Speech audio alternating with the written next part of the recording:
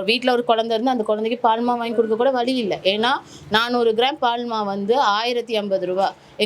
இப்படியே போனால் என்ன செய்யணும் மக்கள்? இந்த நாட்டில் இருக்க மாட்டாங்க. இதில் இன்னொரு முக்கியமான ஒரு விஷயம் சொல்கிறேன்.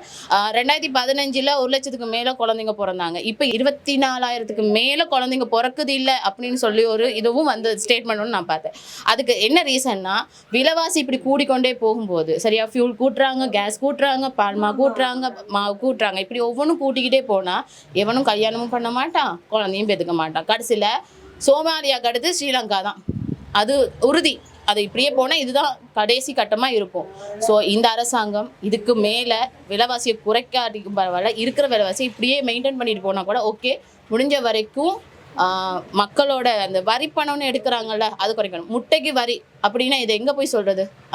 ஒரு முட்டை நான் சின்னதில் வாங்கும்போது 6 ரூபா, 3 ரூபா 50 அப்படி. இன்றைக்கி ஒரு முட்டை இன்னைக்கு 30 ரூபாய்க்கு இருக்குது, நாளைக்கு பார்த்தா 40 ரூபாய்க்கு இருக்குது. ஒரே நாளில் முட்டை விலை கூடி குறையுது. அப்போ ரொம்ப கஷ்டம், லைஃப் கொண்டு போகிறது கஷ்டம். குழந்தைங்களுக்கு ஒரு முட்டை கூட கொடுக்க முடியாது.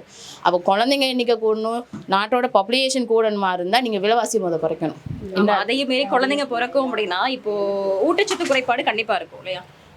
பிள்ளைக்கு இருக்கிற எங்களுக்கு சாப்பிட்றதுக்கே இல்லையா? அப்போ தானே வயிற்றுல இருக்க புள்ள உருவாகிறதுக்கான அந்த சத்துக்கள் போயிட்டு அந்த பிள்ளைங்க உருவாகும். அப்போ அதுக்கு நாங்கள் சாப்பிடணும்னா இவங்க மற்ற எதை வேணாலும் கூட்டலாம் சரியா. அடிப்படை தேவையில் இருக்க சாப்பாடு அதுகளை குறைக்கணும். அதுக்கு அடுத்து இந்த கரண்ட் பில், தண்ணி பில் இதுகளை குறைக்கணும்.